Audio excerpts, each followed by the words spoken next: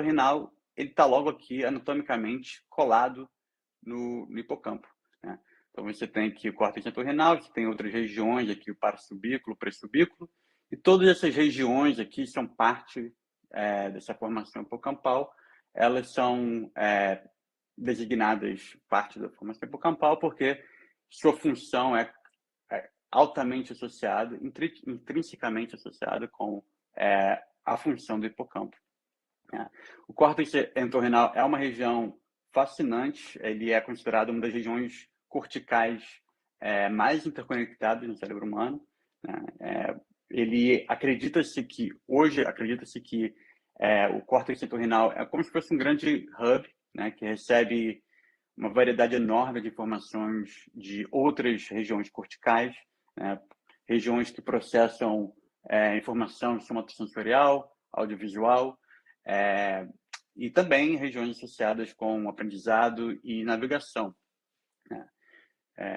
Na verdade, em termos de navegação, o córtex entorrenal tem um circuito próprio chamado de grid cells.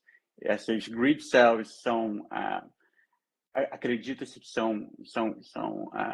funcionam como se fosse um GPS do cérebro, uma bússola do cérebro que ajuda o cérebro a entender onde o organismo se situa no espaço, né? E, enfim, aqui no córtex entorrenal, que também é um outro diagrama, onde a gente vê o córtex entorrenal aqui na parte mais ventral, o pré e parasubículo, né, e o hipocampo aqui. Então, a gente consegue ver aqui que nesse diagrama mostra muito bem essa via perforante, né? São conexões, são fibras que saem do córtex entorrenal e se conectam diretamente ao hipocampo, né? E essa via perforante que é a principal fonte de informação cortical para o hipocampo, né? Então, o hipocampo que ele é responsável pela formação de memória episódica, né? São esse tipo de memória que você está integrando ali informações sobre quem, onde, quando. São informações que são um tipo de memória que é também conhecido como memória biográfica, né? Então, é um tipo de memória que é bastante rica, que você tem bastante informação cortical sendo integrada nesse processo. Então, no córtex entorrenal, também uma região bastante importante em processos neurodegenerativos, né? Em principal na doença de Alzheimer, né?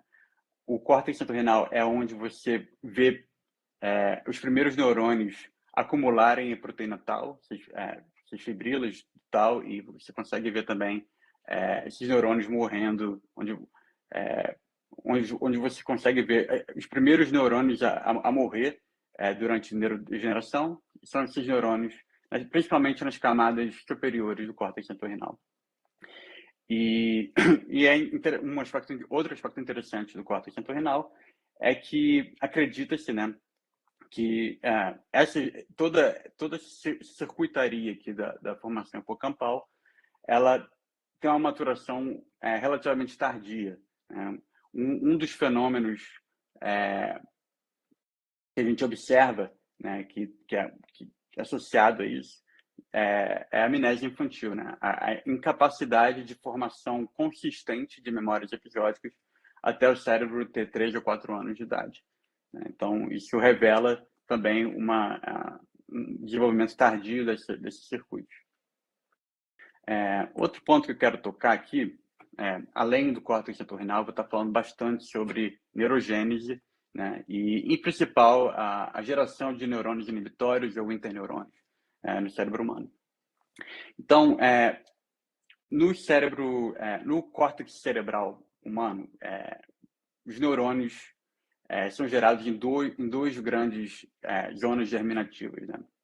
O páleo, que é essa região mais dorsal ao ventrículo lateral, e no páleo você tem a geração de neurônios excitatórios pela glia radial, e no subpáleo, na parte mais ventral e lateral desses ventrículos, você tem a formação dos neurônios inibitórios, né? E o subpáleo pode ser subdividido em 3 grandes zonas germinativas, né? São as eminências ganglionares, caudal, medial e lateral, CGE, MGE e LGE. Aqui, nesse diagrama, mostrando que elas são regiões que são anatomicamente distintas, mas bastante próximas umas das outras, contíguas, basicamente. E um aspecto interessante dessas regiões subpaliares que geram neurônios inibitórios é que tanto os progenitores quanto as células que são geradas, os neurônios inibitórios que são gerados nessas regiões, eles expressam fatores de transcrição que são bastante específicos a essas regiões. Então, você tem, por exemplo, os progenitores da MGE expressam NKX 2.1, são um marcador clássico de progenitores dessa região. Você tem para CGE, CUPTF2, que é um fator de transcrição que é um marcador de origem da CGE. Então, você consegue, de certa forma, indiretamente identificar a região de origem de diferentes subtipos de interneurônios. Ok, então, isso aqui é um diagrama que foi publicado há não muito tempo atrás, mostrando o timing de diferentes etapas do desenvolvimento do cérebro humano.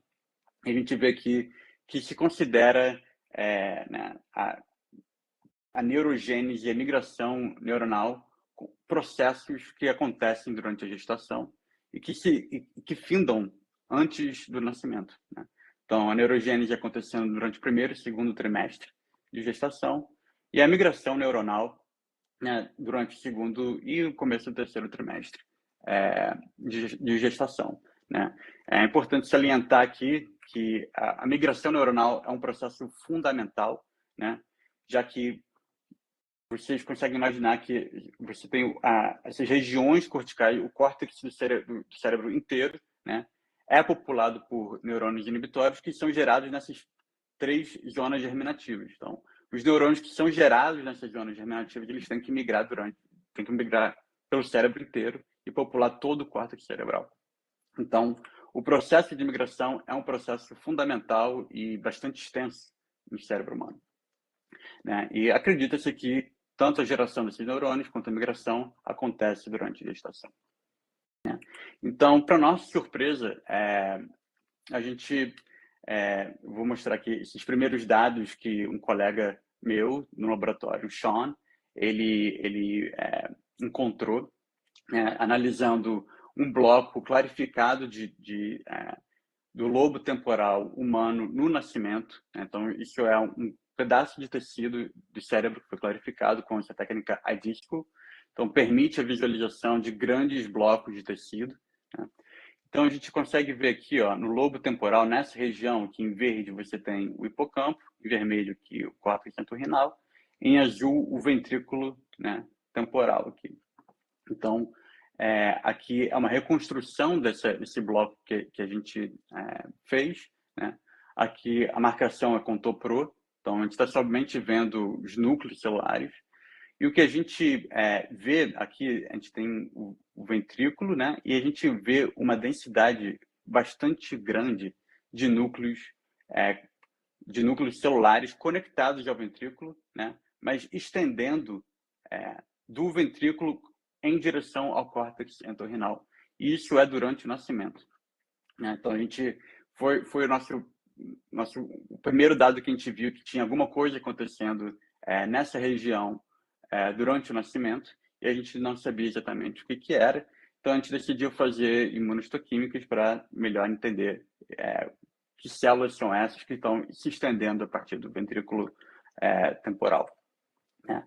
E para nossa surpresa aqui, a gente tem uma marcação com double cortina, que é um marcador de neurônios jovens, né? Basicamente neurônios migratórios. Então, a gente consegue ver aqui o ventrículo lateral, né? Aqui no canto direito, né, da imagem, e você vê esses grandes clusters de células expressando double cortina, Esses clusters estão associados ao ventrículo, estão na zona subventricular, associados a esse ventrículo lateral. E você vê como esses clusters se estendem, né, aqui em direção ao córtex entorrinal, que está aqui na esquerda, né, e você vê esses diferentes clusters se coalescendo, né, nessa rota migratória aqui. E você vê, além disso, além desses clusters de células, que são bastante densos, você também vê uma grande quantidade de neurônios migrando individualmente, né? Então, são células que não estão em clusters, mas estão migrando em direção ao córtex entorrinal. E você vê que é quase como se fosse um grande spray de células saindo aqui do ventrículo. Então, aqui embaixo são diferentes cortes, né, espaçados com 5 milímetros de espaçamento, indo do lado mais anterior ao lado mais posterior do lobo temporal, e a gente consegue ver como esses clusters coalescem, né, em direção ao córtex entorrinal. Aqui. Então, a gente decidiu chamar essa rota migratória como a rota migratória do córtex entorrinal, em inglês EC Stream. Então, uma das análises que a gente decidiu fazer foi melhor analisar a direção e o tipo de migração que esses neurônios estão adotando, né? Então, essa é a anatomia de um neurônio migratório, né? Então, você tem o corpo celular aqui e esse processo, esse leading process, né? Um processo que está na parte mais anterior da célula. Então, esse processo está sempre direcionado, alinhado com a direção de migração desse neurônio. Então, você consegue inferir a direção de migração de um neurônio a partir da sua morfologia. Então, você pode reduzir essa imagem aqui a um vetor, né? A um vetor onde você tem aqui a direção e sentido. A partir daí, você consegue analisar grandes fatias de tecido. Né? Então, aqui a gente tem diferentes pontos em diferentes idades, daqui no nascimento, 7 meses, 2 anos de idade e com 3 anos de idade. Cada ponto aqui corresponde a um neurônio, né? E a gente decidiu classificar o tipo de migração desses neurônios de acordo com a orientação deles, né? Então, se eles estão migrando num ângulo que é mais ou menos perpendicular à superfície cortical, a gente classifica essa migração como radial. Se eles estão migrando paralelamente à superfície cortical, a gente considera essa migração tangencial. Então, primeiramente, a gente consegue ver já no nascimento uma grande quantidade de neurônios migrando, né? Então, isso aqui foi bastante inesperado. A gente não esperava encontrar tantas células nessa idade.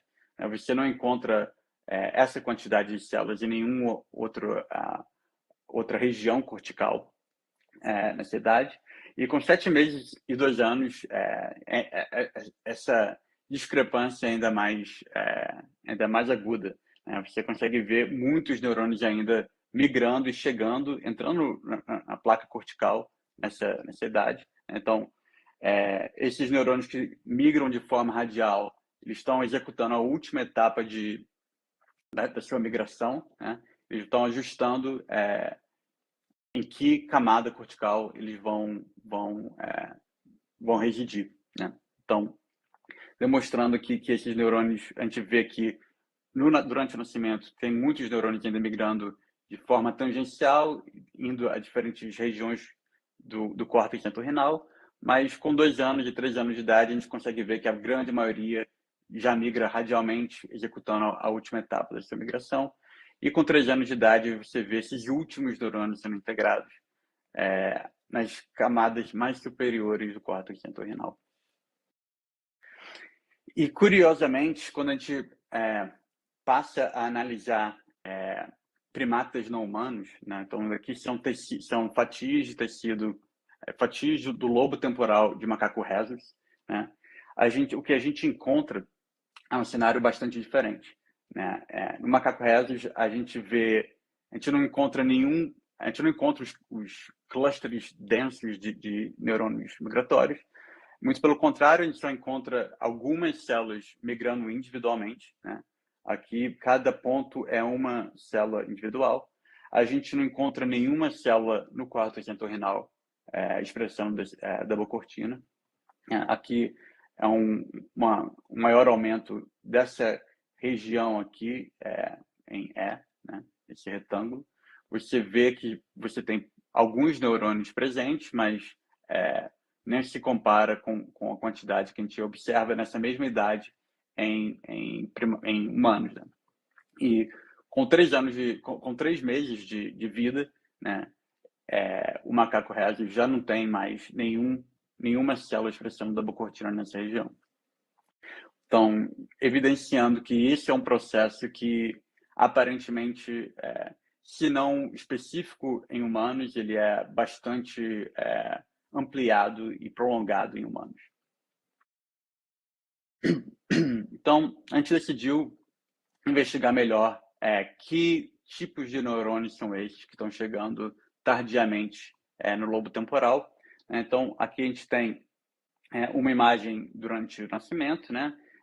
Nessa região, você vê que a expressão de dabocortina bastante forte nesses clusters, em verde. E em magenta, você tem a expressão de DLX2, que é um marcador de neurônios inibitórios. E você vê que essa é uma marcação que é uma expressão, a maioria dos neurônios nesse cluster expressam DLX2 e nenhum neurônio nesses clusters expressam TBR1, que é um marcador de neurônios excitatórios. Então, pela expressão de DLX2 e TBR1, a gente consegue inferir que a grande maioria desses neurônios migrando são neurônios inibitórios.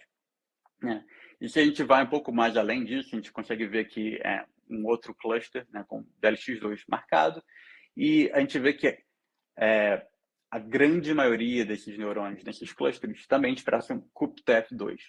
CUPTF2 é um marcador de origem da CGE. Então, um dos centros germinativos que eu mostrei lá no começo, perdão. Então, você vê que, aparentemente, pela expressão desses fatores de transcrição, tudo indica que esses neurônios são neurônios inibitórios com origem na CGE. Então, a gente consegue ver essa expressão tanto em clusters também quanto em neurônios migrando individualmente. Então, você vê a expressão de DLX2 bastante robusta nesses neurônios migrando de forma individual. E agora, quando a gente vai olhar em primatas, né, a gente vê que aqueles raros neurônios que a gente observa, eles também expressam DLX2, também são inibitórios, porém, eles não expressam CUPTF2. Eles expressam outro fator de transcrição chamado SP8, e esse fator de transcrição ele está mais associado com origem na LGE. É uma região, os neurônios gerados na LGE, eles também são destinados ao bulbo olfatório, por exemplo. Então, são destinados a outras regiões do cérebro. Então, esses raros neurônios que a gente observa em primatas, eles aparentemente são diferentes dos neurônios que a gente observa em humanos. Então, não é só a quantidade, mas também o tipo de neurônio é diferente. Então, e isso em conjunto com a falta de neurônios que a gente observa em primatas entrando no córtex entorrinal, sugere que esses neurônios provavelmente estão indo para outras regiões do cérebro. Então, para recapitular, então a gente encontrou uma rota migratória única que entrega milhares de neurônios ao córtex entorrinal no período pós-natal. Né? E a nossa pergunta é que subtipos de neurônios essas células originam. Né? Então, para responder essa pergunta, eu decidi fazer essa semi-gambiarra aqui, que foi colocar um microscópio óptico, um microscópio oftalmológico em cima de um criostato. E a ideia por trás disso aqui era de fazer a microdissecção dessa rota migratória e fazer single-cell RNA-seq a partir desse tecido dissecado, né? Então, foi um processo bastante trabalhoso, porque a quantidade de células que você obtém dissecando essa microfatia de tecido é bastante pequena, então você precisa de muitas fatias para poder dissecar. Então aqui você tem um pedaço desse tecido do lobo temporal marcado com DAP, né? Então isso aqui é um tecido congelado pós-mortem de um doador de 14 dias de idade.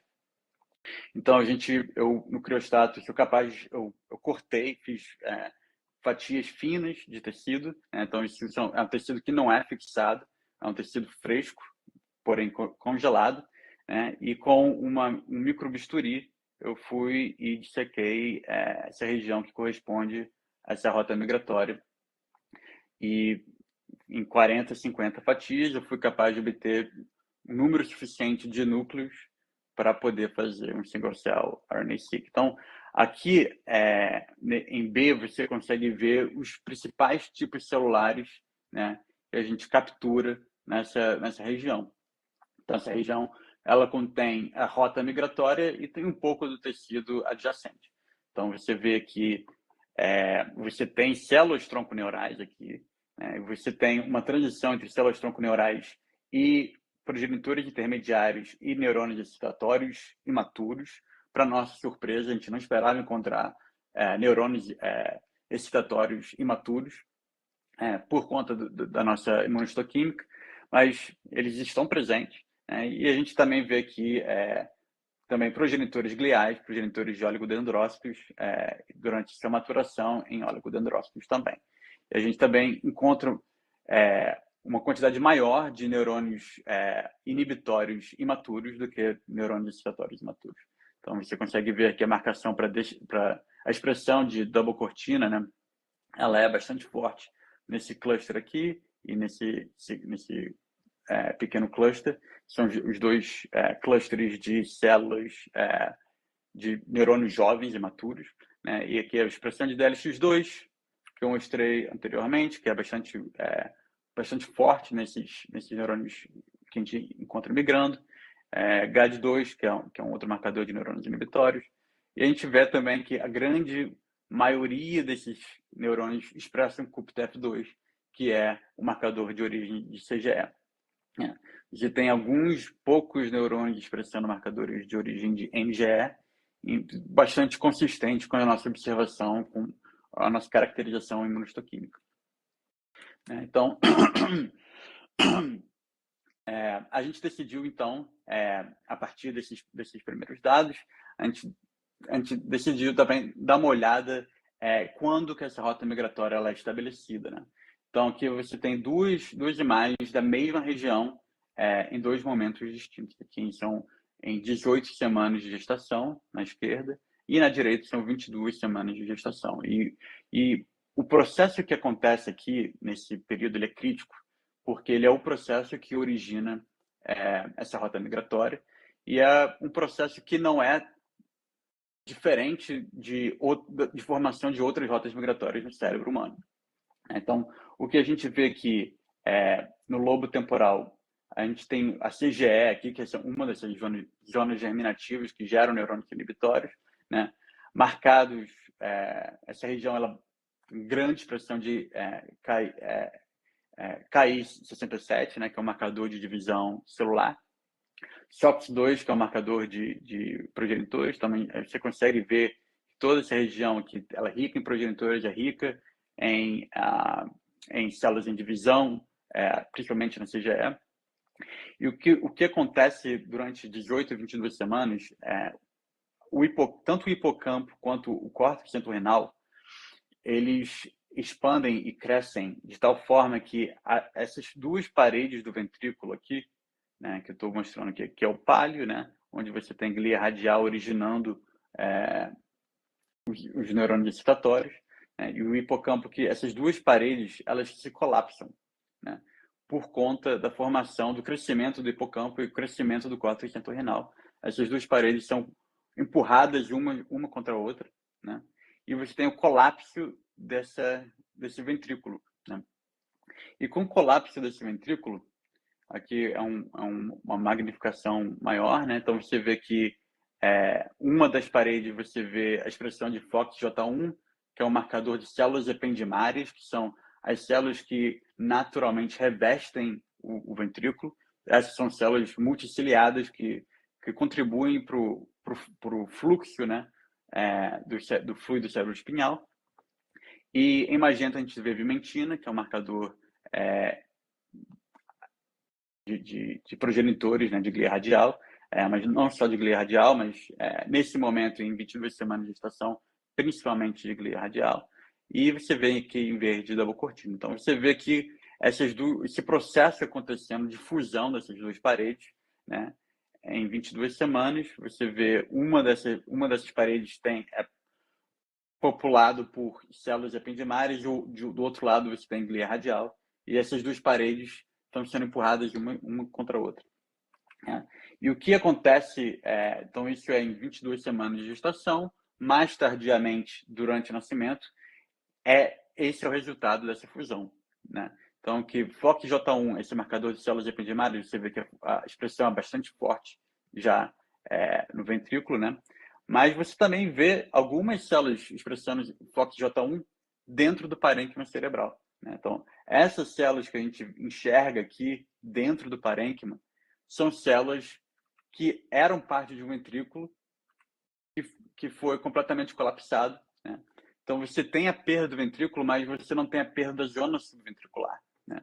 Então, a zona subventricular, que é por onde os neurônios inibitórios migram depois de nascer, né? Essa zona ventricular se mantém, né? E o que você tem aqui é a formação na verdade, de uma zona subventricular que direciona a migração dos neurônios que migram em torno do ventrículo e direciona eles para o córtex entorrinal. Então você tem aqui em verde double cortina, então você consegue ver que esses neurônios que naturalmente migram em torno dos ventrículos, depois de serem gerados, eles encontram essa rota, né, que é uma região de menor resistência para a sua migração. Né? Então, essa zona subventricular aqui direciona a migração desses neurônios direto para o córtex entorrinal.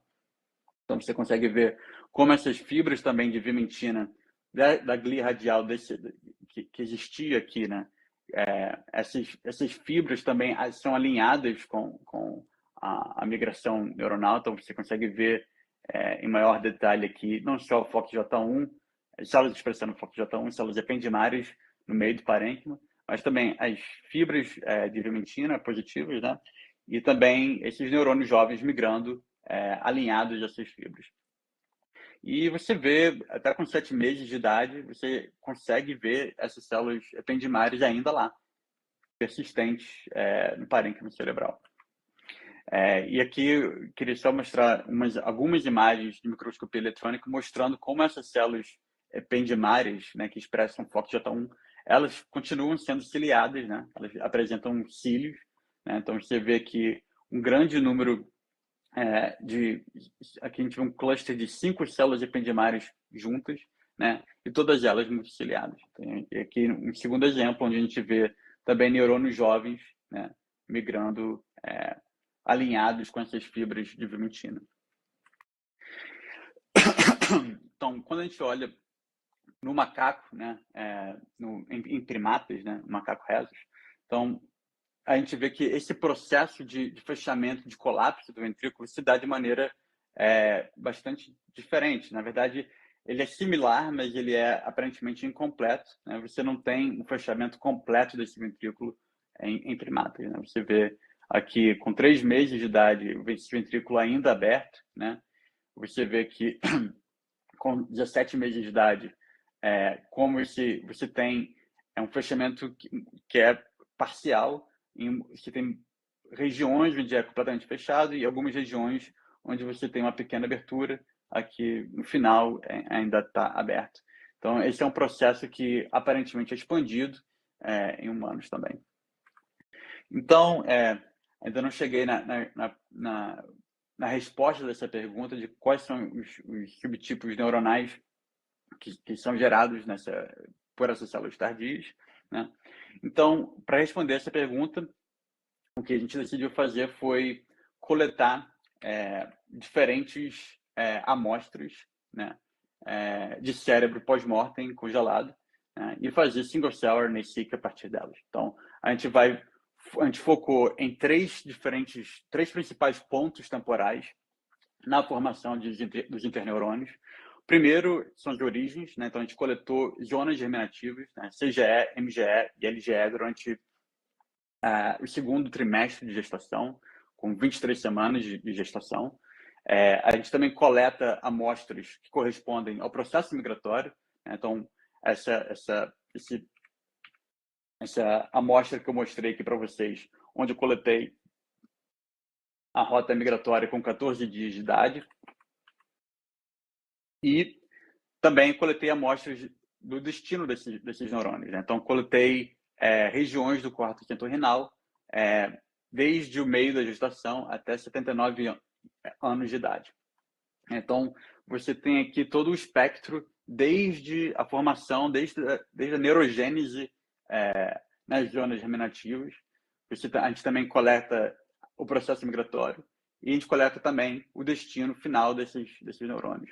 No quarto e quinto renal, desde 23 semanas de gestação até a idade adulta. Então, só para recapitular, são aqui essas três zonas germinativas, onde eu coletei tecido, né? LGE, MGE e CGE. Eu coletei em 23 semanas também o córtex entorrenal. E durante o período pós-natal, entre 14 dias de idade e 79 anos de idade, eu coletei a rota migratória do córtex entorrenal e o córtex entorrenal próprio, né? Então, esse dataset que a gente monta, ele é mais ou menos isso aqui que a gente coletou. São 120 mil células nesses diferentes pontos temporais, nessas diferentes regiões.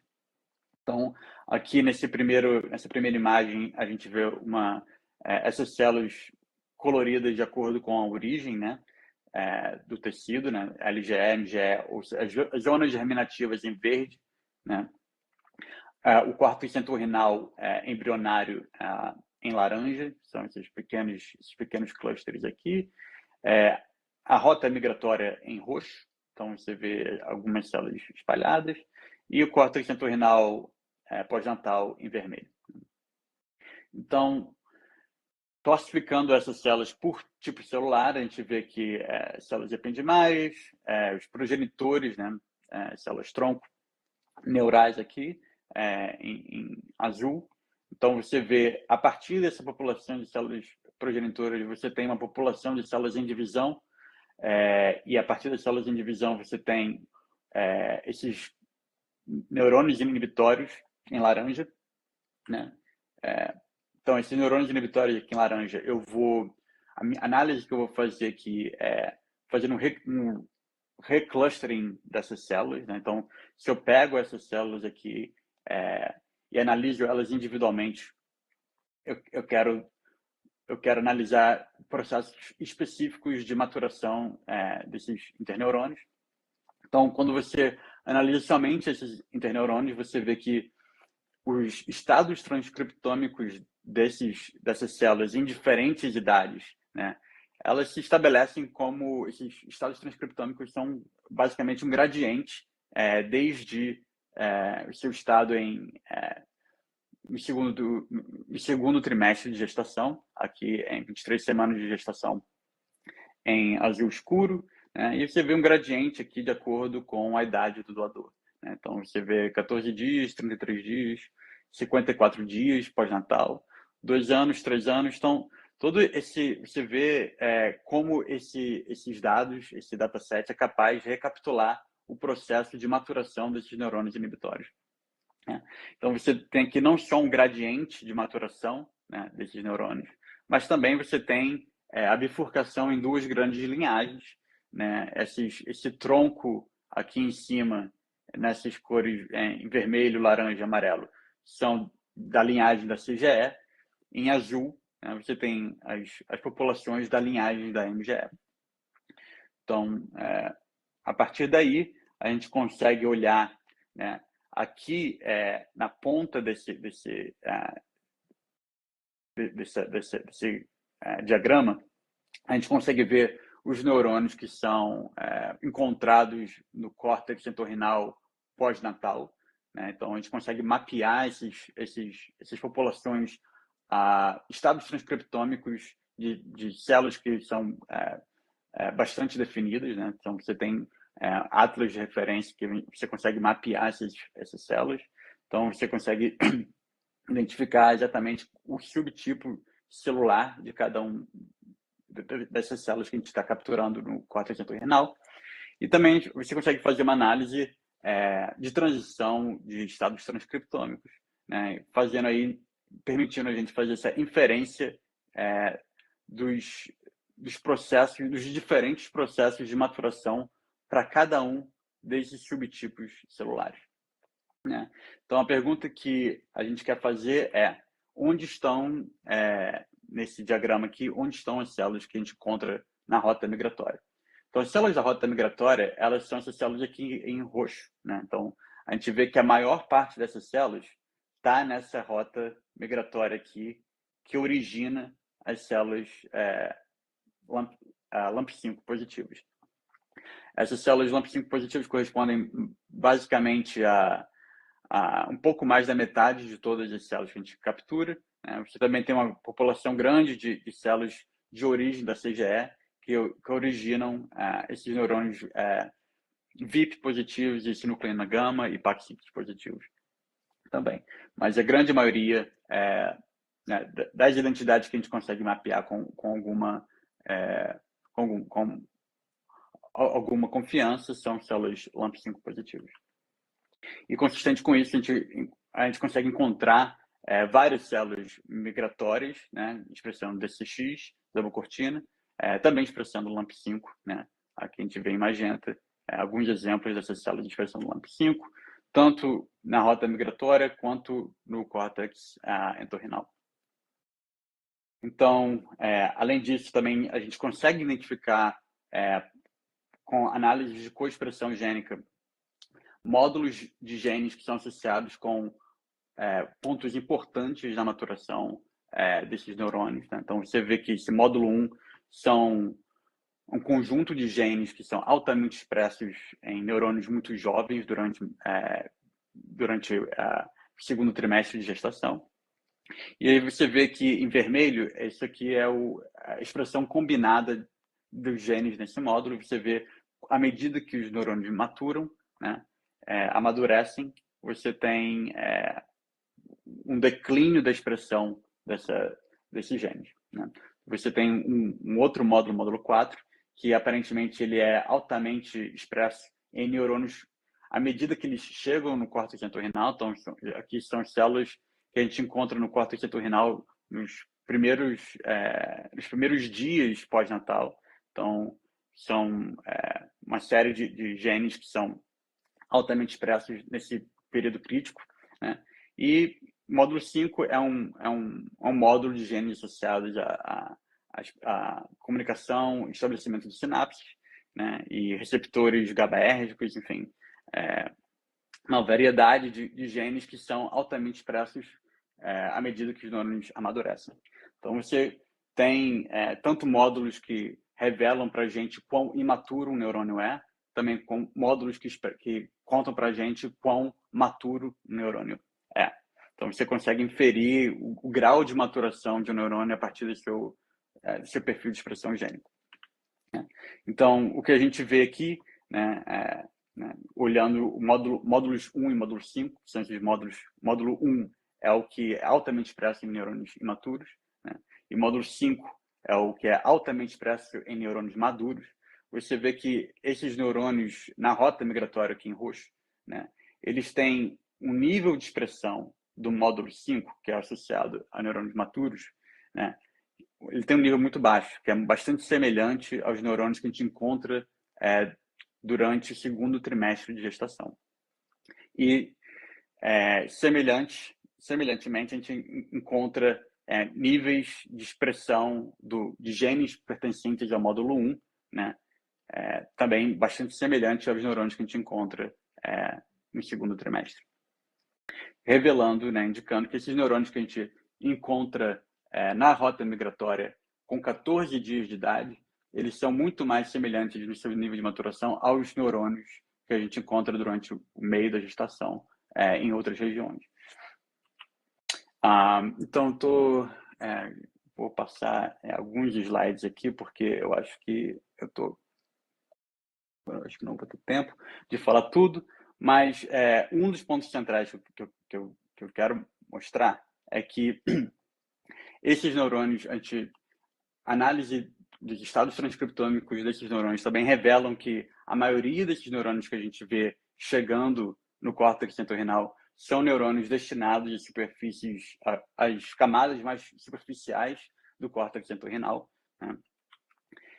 E eles expressam relina, né? Relina é um dos marcadores de neurônios inibitórios que populam essas camadas mais superficiais, principalmente no córtex entorrinal. Então, você consegue ver a expressão de relina sendo bastante robusta nesses neurônios migrando, né? E também no córtex entorrinal, nas camadas 1 e 2.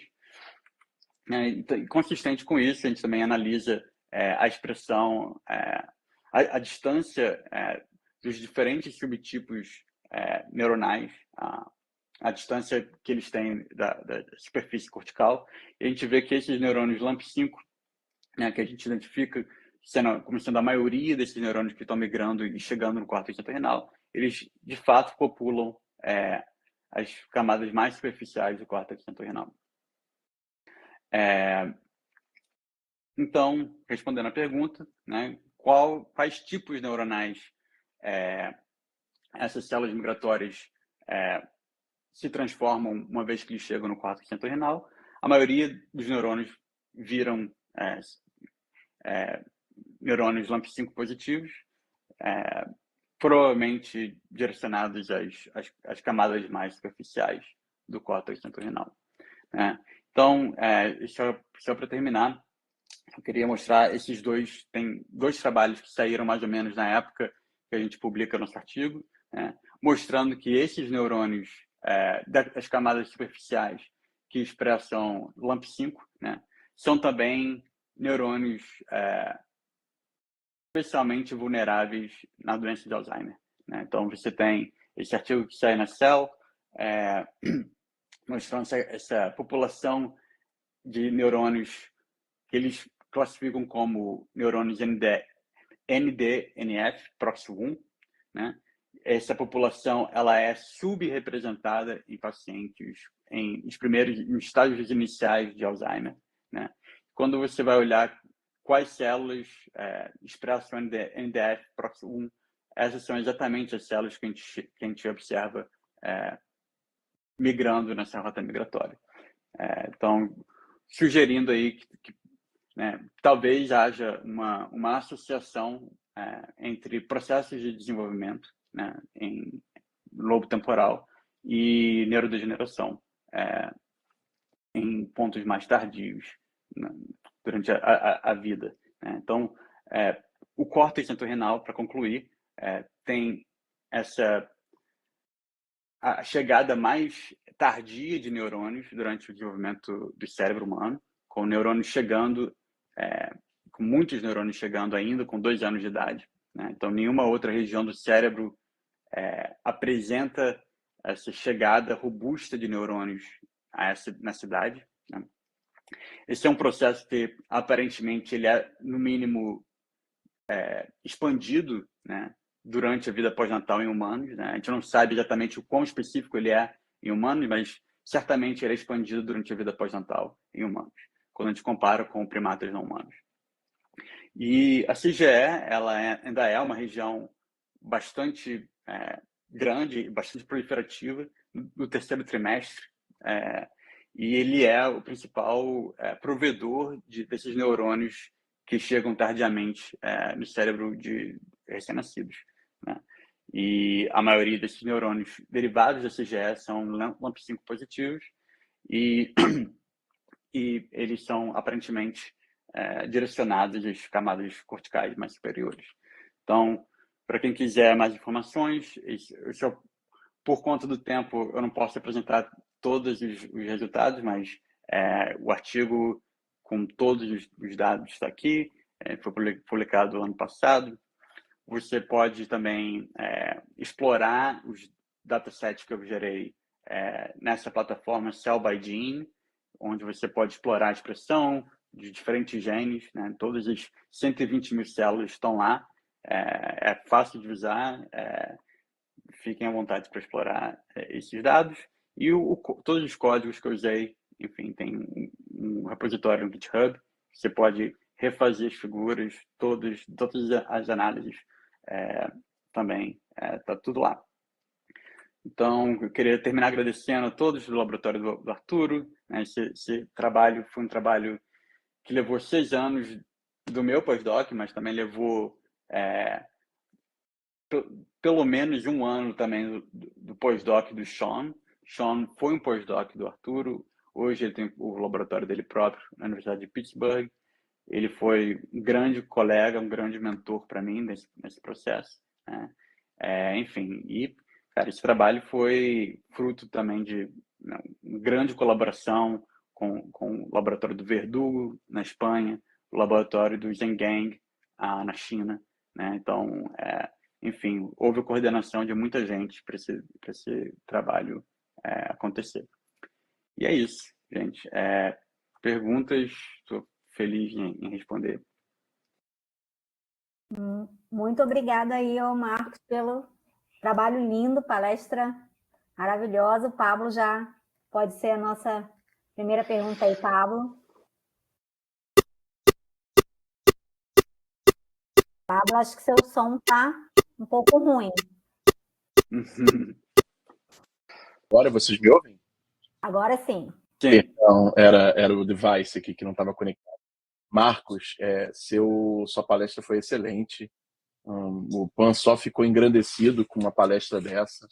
Um trabalho lindo. E a minha pergunta é: você traz todo esse conhecimento sobre o desenvolvimento, particularmente o desenvolvimento pós-natal humano do córtex entorrinal, mostrando eventos que estão muito associados a eventos pré-natais, então, e a gente sabe da importância fisiológica do córtex entorrinal. Então, acho que esses dados são maravilhosos por si só.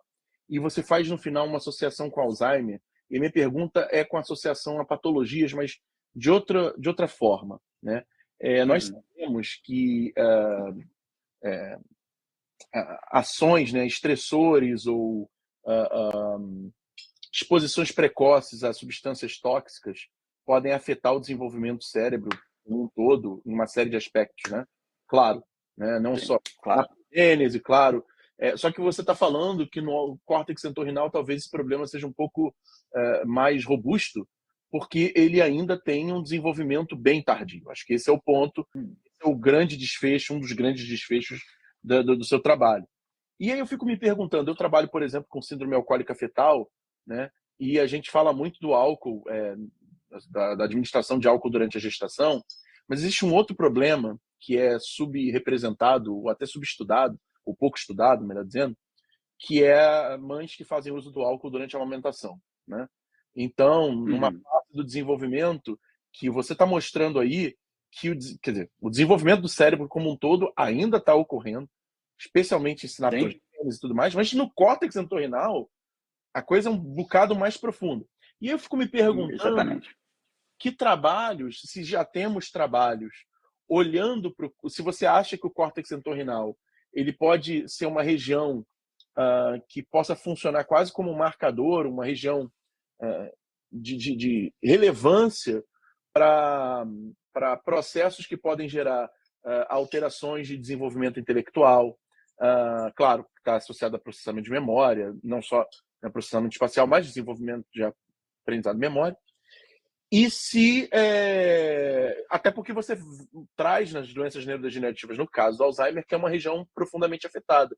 Eu queria saber como você acha para esses casos onde você tem a exposição precoce a agentes tóxicos, agentes estressores e como você pode identificar essa estrutura como uma estrutura-chave para, enfim, tentar evitar, identificar precocemente limitações do ponto de vista do desenvolvimento intelectual. É uma pergunta meio ampla, mas é uma reflexão, uma pergunta. O que você acha? Não, eu acho que essa é uma reflexão super importante. E eu acho que esses achados que a gente faz aqui também revelam que assim como você falou, no córtex entorrinal, o processo de desenvolvimento ele ainda é muito básico, né? Você tem ainda processos muito primitivos acontecendo no período pós-natal. Então, é possível a gente imaginar que estressores têm um efeito muito mais pronunciado na circuitaria do córtex entorrinal e do hipocampo, né?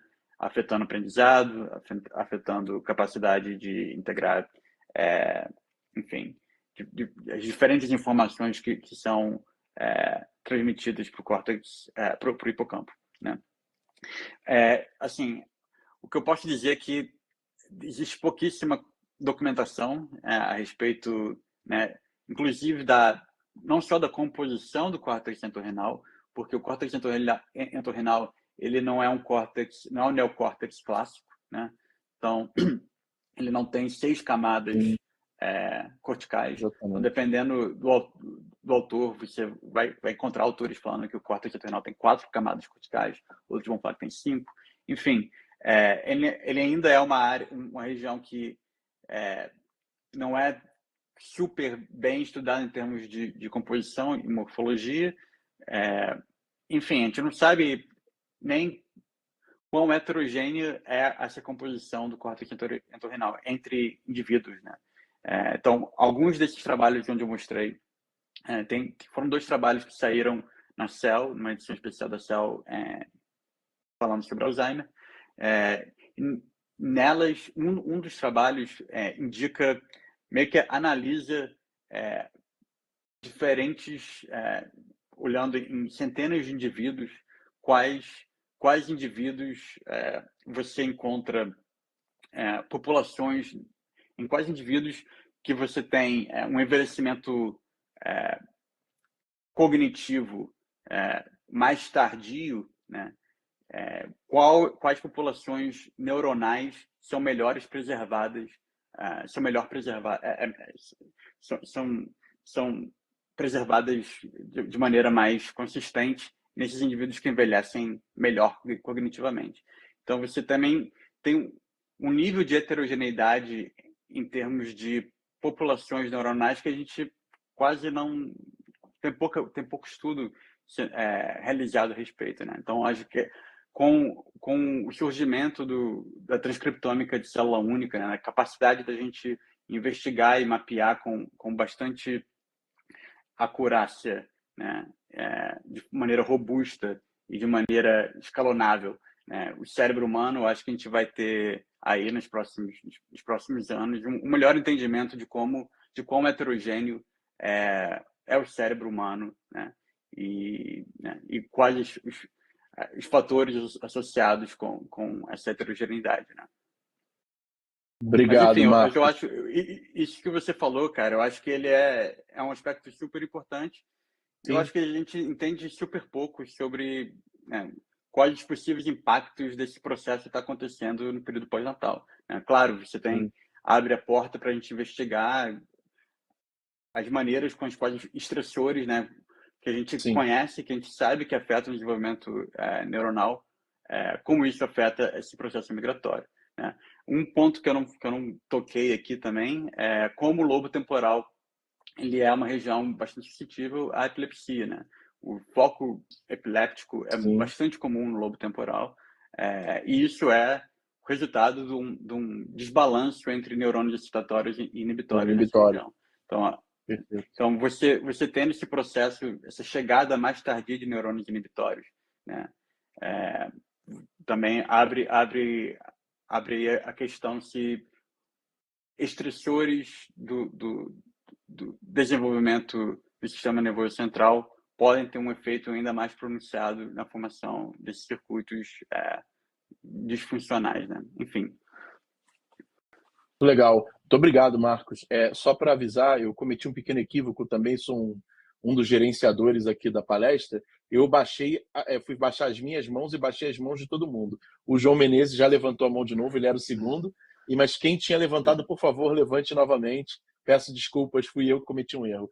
Passo a palavra para a Juliana, que está mediando aí, por favor. Então, já passa aí para o professor João Menezes, que está na fila. Opa, isso. Eu, infelizmente, não vou poder abrir minha imagem, porque não resolvi. Mandou eu desligar e ligar o computador. Então, não vou fazer isso agora. Aí tá. E olha, eu tenho umas dezenas de perguntas, então não vai acontecer, né? A primeira é elogiar, né? Tipo assim, ficou uma hora que eu falei assim, como é que será que foi que ele perfundiu, né? É ser humano. E uma parte das coisas, quer dizer, material muito bom, né? De muito boa qualidade para humano, né? E eu entendo que o E14 é só um animal, né? Só uma espécie, né? O E14 foi uma coisa só, né? O que é isso. Mas só para confirmar se eu estava entendendo essa parte, né? E você falou tantas perguntas, mas vou falar só duas. Sobre a Caudal, né? O CGE, né? Você falou que era o lugar onde tem mais neurogênese, mas os artigos lá de quando mostraram que tinha neurogênese no recém-nascido, né? Também do Arturo, do Kriegstein, 2015, 2016, não é? Tinha muito. Sim. Então, qual é a escala? A primeira pergunta é qual é a escala de quanto mais tem no giro denteado? Porque tinha muito naquela época, né? Naquelas primeiras de humanos, né, mostrou uma construção da SBZ do humano que tinha uma dupla camada de astrócito. Sim. E aí você tinha duas coisas ali, eu fiquei curioso para saber se ali também, porque tinha 2 DCX assim, né? E olha, eu tenho mais umas 20 assim, mas não vou fazer. Essas duas tá bom. Parabéns. Então, obrigado, João. Excelentes perguntas. Então, começamos do final aqui. Na SVZ, você tem bastante semelhante ao processo que a gente encontra em roedores, né? Você tem formação ali, você tem a geração de neurônios que migram, mas esses neurônios são basicamente direcionados ao bulbo olfatório, né? E em humanos, em certa medida, você tem também, eles migram pela MMS, que é uma rota medial migratória também, que vai para o lobo frontal. Mas a maior parte desses neurônios não vai para o córtex, né? O que a gente está falando aqui é a chegada, o recrutamento de interneurônios para regiões corticais. No hipocampo também você tem de outros trabalhos do Arturo, né, mostrando o trabalho de 2008, onde ele mostra o processo de geração de novos neurônios no hipocampo e como isso tem uma queda brusca durante a infância, né, durante até os 8 anos de idade. Depois dos 8 anos de idade, o número de neurônios ali é muito pequeno, mas isso é hipocampo, né? Hipocampo tem seu próprio nicho germinativo, né? E que também não é exatamente córtex, mas em termos de recrutamento de neurônios para regiões corticais, essa é de fato a migração mais tardia que a gente observa, e de fato ele é muito mais pronunciado do que o que foi descrito no lobo frontal em 2013, se eu não me engano, pelo trabalho da Mercedes e com Arturo e com Kriegstein, onde eles caracterizam,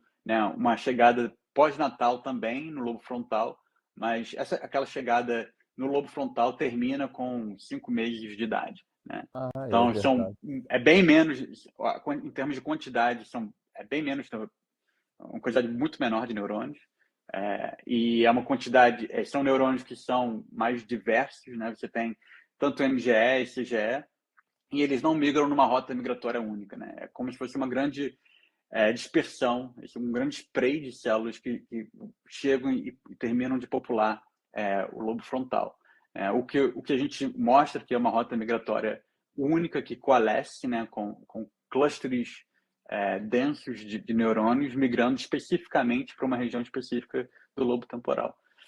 Então, o que a gente vê, né, então tem não só o meu trabalho, mas outros trabalhos no laboratório do Arthur, que o pessoal trabalha hoje, é que a CGE, de fato, gera neurônios mais tardiamente do que as outras regiões, né? A MGE tem o pico de geração durante metade da gestação e a CGE, aparentemente, o pico é um pouco mais tardio no terceiro trimestre. Uma das críticas do trabalho, desculpe, uma das críticas do trabalho do Arturo com o Crickstein é que a database deles era de pessoas hospitalizadas. E por isso que eles detectaram menos neurogênicos do que o outro grupo, né? Que eram de gente de acidentes. Esses seus espécimes estão dessa database de hospitalar ou eles são acidentes ou coisas, traumas e outros? Vem tudo assim, no nosso caso, a gente trabalha com o banco de cérebros da UCSF, né, da Universidade da Califórnia, São Francisco, que é um sistema hospitalar, mas isso é a verdade para qualquer... Os outros estudos também trabalham com casos de pacientes de origem hospitalar. Mas era mais de emergência, mas sim. Sim, mas a questão é que você tem não só pacientes que são... Nesse caso, você tem a análise patológica mostrando que a causa-morte não interfere com a saúde do cérebro, né? A causa-morte completamente não afeta, nada leva a acreditar que vai afetar a estrutura, a preservação, o desenvolvimento do cérebro, né? Então, a gente tem alguma boa confiança de que, né, na qualidade do tecido, né? O tecido ele é preservado rapidamente depois da morte, né? Então, a qualidade da marcação é muito, muito boa. A gente consegue capturar a RNA, que é uma molécula extremamente lábil, né? E você consegue capturar com grandíssima qualidade a partir desses tecidos, né? Então, tudo leva a gente a crer que o tecido que a gente trabalha é de grande qualidade. Essa foi, inclusive, uma das questões de um dos revisores, né? Foi por isso que a gente começou a olhar em primatas não humanos, né? Olhar em macaco rhesus, porque o revisor fez essa mesma pergunta. Como é que você sabe que esse processo termina nesse tempo se a maioria dos pacientes do tecido que você está capturando são de pessoas que foram hospitalizadas? Mesmo que você tenha alguma certeza de que isso não está afetando o processo de desenvolvimento do sistema nervoso, você não pode também descartar a possibilidade de que está sendo afetado de alguma forma. Então, eles pediram para a gente olhar em primatas e, para nossa surpresa, a gente encontrou o fenótipo oposto, né? Porque o que o revisor estava falando era que, não, em primatas você vai encontrar isso acontecendo ainda mais tardiamente, porque em primatas eles não são hospitalizados. Mas o que a gente encontra é exatamente o oposto, né? Em primatas esse processo é muito menor, muito inferior do que em termos de extensão e intensidade do que no cérebro humano. Fantástico. Deixa os outros. Um abraço. Muito bom lhe ver. Grande abraço, João. Prazer. Um abraço. Vou abrir então agora para o Marcos Costa, que também também já tem uma pergunta. Marcos. Oi, deixa eu ver se minha câmera vai funcionar. Sim, parece que sim. Oi, Marcos, prazer. Obrigado pela palestra, muito boa. Eu tenho duas perguntas. A primeira é um pouco mais técnica. Quando eu vi os dados, né, das suas subpopulações de interneurônios agrupados por idade, me chamou bastante atenção, porque assim, se espera algo entre as primeiras semanas, primeiros meses, diferente dos 79 anos, é mais ou menos esperado, mas você tem um gradiente grande também com 40, 50, 60, 70 anos, né, nos indivíduos mais velhos. E eu sei que, assim, pessoas tentando fazer aging signature, eles sempre falam um pouco que quando você tem poucos indivíduos, isso gera um problema, porque você tem um batch effect ali que às vezes confunde a coisa da idade, né? E aí eu fiquei pensando se você olhou isso para a sua população excitatória, por exemplo, para ver se isso realmente é uma marca, né, da idade específica dessa população de interneurônios, ou se poderia ser alguma coisa relacionada com esse efeito da amostra. A minha segunda, sim, se você quiser responder essa primeira, depois eu faço a segunda. Beleza. Só para não perder o fio da meada. Porque, sim, a preocupação com batch effect foi uma preocupação enorme na análise desses dados, por conta do fato que a gente não tem tantos indivíduos assim, né? Você não consegue encontrar 2 indivíduos diferentes com a mesma idade para você entender o quanto do efeito que você está observando é causado pela idade e quanto ele é causado pelo indivíduo, quanto ele é causado pelo experimento, né? Pelo batch, pelo ensaio. Então, tem diferentes formas de você tentar reduzir esse batch effect, mas no nosso caso, o batch effect, o efeito entre indivíduos é exatamente o que a gente está tentando entender. Então, se você usa qualquer metodologia de remoção de batch effect, você também elimina as diferenças reais biológicas entre indivíduos. Então, isso é, de fato, um desafio para esse tipo de dado, né? Mas as assinaturas que a gente encontra, né, em termos dos módulos de genes que são diferencialmente expressos entre diferentes idades, eles são consistentes com a literatura, são consistentes com o que a gente esperava, né? Então, você vê genes associados com sinaptogênese, comunicação sináptica e receptores de neurotransmissores sendo muito mais expressos à medida que os neurônios amadurecem, né? Então, isso dá um certo grau de certeza de que a gente está no caminho certo. Então, isso me leva não é que eu acho que não tenha nenhum batch effect, eu acho que nesse tipo de dado é quase uma arte você tentar usar um número de componentes principais ali para você capturar a biologia, mas não usar tantos componentes que você também captura batch effects. Então, você tem ali uma janela pequena onde você consegue capturar a biologia, mas você também não coloca tanta ênfase, né, nas diferenças que são menos pronunciáveis, né, que são menores, que são basicamente batch effects. Então, o que a gente vê é que nos nossos dados, as diferenças relacionadas à maturação são muito mais pronunciadas do que o batch effect. Entendi. Ok. E bom, a segunda questão que eu tinha em relação à sua última, vamos dizer assim, especulação, né, sobre a relação dessa migração tardia com a doença de Alzheimer. Eu não sei se eu entendi exatamente a relação, mas eu lembro que assim, as pessoas que ficam, vários trabalhos tentam olhar as populações neuronais vulneráveis, né, com a idade Sim. e no cérebro dos indivíduos com Alzheimer.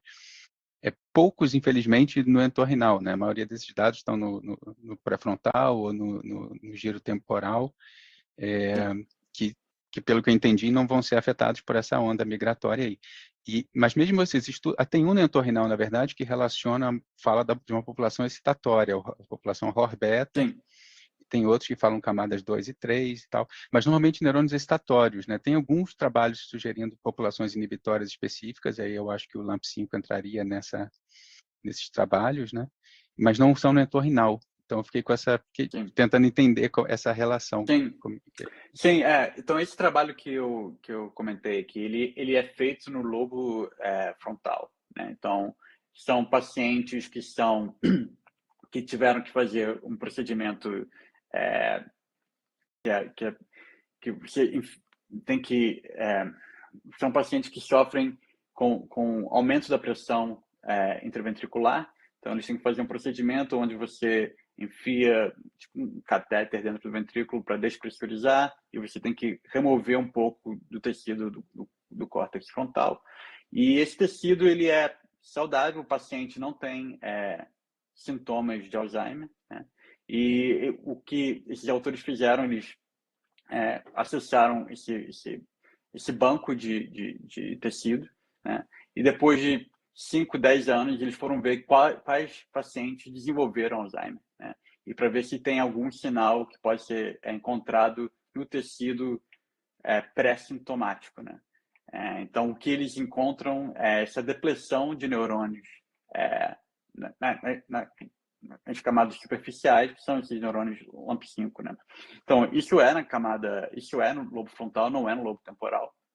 Então, tem outros estudos que são focados no lobo temporal, que também indicam que a expressão de LAMP5 diminui com Alzheimer e tudo mais.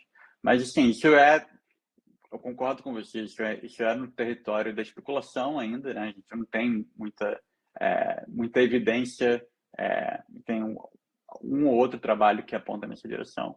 A gente não tem nada muito robusto que demonstre que, sim, esses neurônios são definitivamente os neurônios mais vulneráveis na doença de Alzheimer, né? Você tem algumas evidências aqui e ali, mas assim como tem para LAMP5, tem uma população de somatostatina que expressa somatostatina, né, de neurônios inibitórios, também aparentemente é vulnerável na doença de Alzheimer. Ok.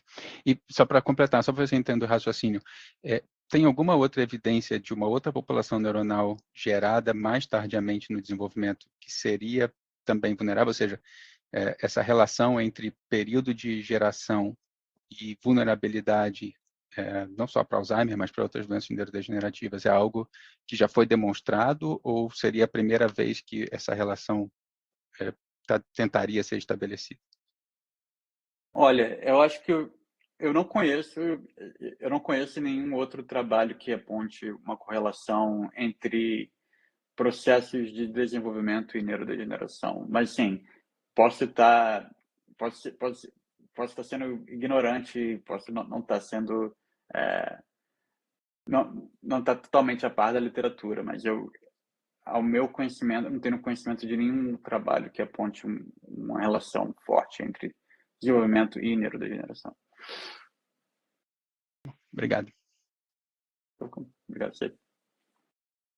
Acho que Cecília também tinha levantado a mão, Cecília? Eu desisti. Já foi abordado pelo João, aí eu desisti. Muito bom te ver, Marcos. Adorei. Muito obrigado, Cecília. Então, acho que a gente não tem mais ninguém com a mão levantada, mas se alguém ainda quiser fazer alguma pergunta para o Marcos, pode aproveitar.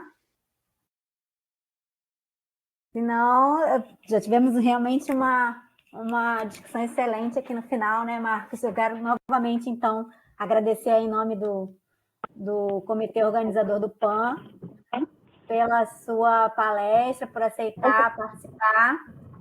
E foi excelente. Muito obrigada mesmo, viu? Obrigado, Marcos. Muito obrigado a todos. Muito obrigado a todos. Eu que agradeço o convite. Isso. Sucesso aí. E a minha câmera também está desligada. Sucesso aí. Parabéns e até a próxima. Até a próxima, gente. Prazer enorme. Tchau, gente. Boa tarde a todos aí.